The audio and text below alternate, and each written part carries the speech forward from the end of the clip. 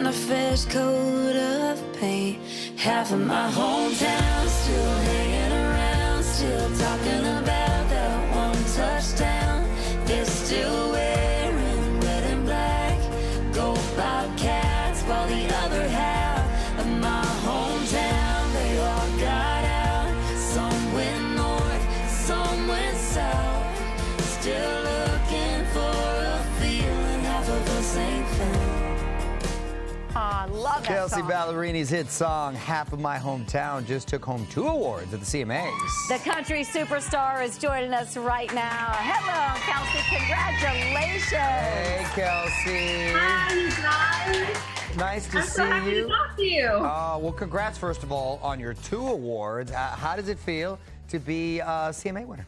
It's awesome. I grew up watching the CMAs, and I remember when I was still living in Knoxville, my mom and I would make a whole night out of it. We'd DVR it so we could pause it right before they would announce the winner. We'd write down who we thought it was going to be, and we just made a whole thing out of it, you know? And I've gone to the show as an artist now for 7 years and been nominated a couple times. And yeah, this is my first time winning. So it feels really good. And I love the song we came in with that you won for My Hometown. They have to be so proud of you. And I know Kenny Chesney's from there as well. Like growing up, first of all, did you love Kenny Chesney?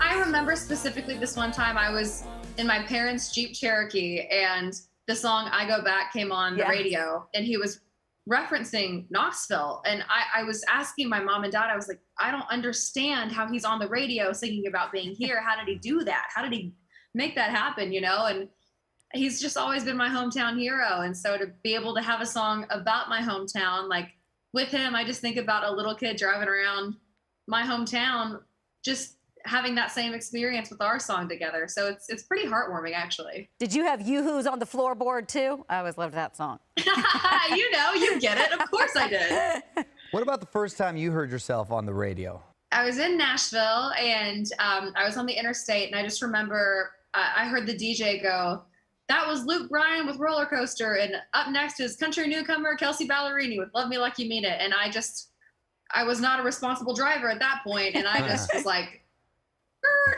all over, just trying to record it, and I'll never forget it. That's awesome. How was being on tour with the Jonas Brothers? The same feeling as having a song with Kenny. It's like a very full circle moment. I saw them in concert growing up. I had their faces all over my walls.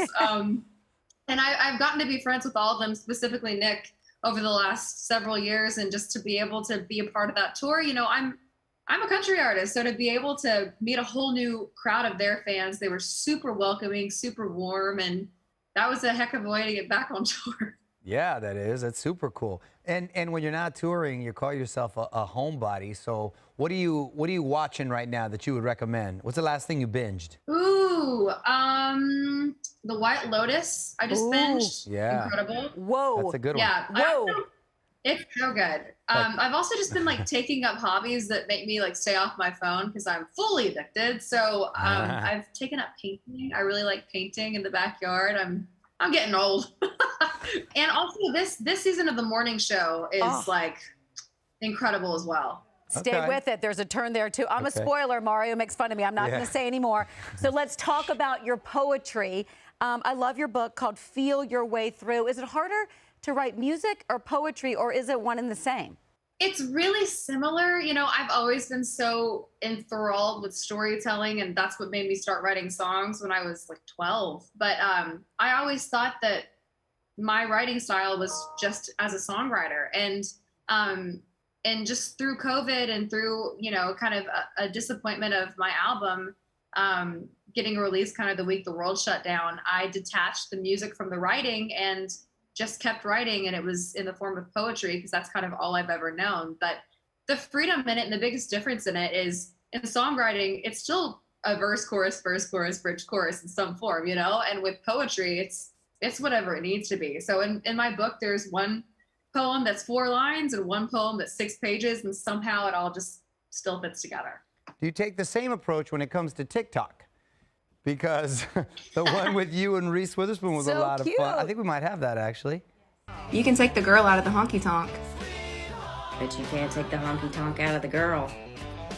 Oh. First of all, does everybody tell you you look alike? Let's begin there. Yeah, it's a thing. That's what started our friendship. But I do think of her as like a big sister. She's been really warm to me for several years. Also, I'll have you know, that is a line from Sweet Home Alabama, obviously. Yes. And I had the idea for the TikTok, and I was like, all right, you say the second part of it. She was like, well, what's the second part? I was like, you can't take the honky tonk out of the girl. She was like, okay, what is that? And I was like, Reese, what do you mean? It's from Sweet Home Alabama. She didn't remember it. So apparently I know Reese's movies better than she does now. Wait a minute. We have to go to the clip. Was that your poetry book on the table that I spied?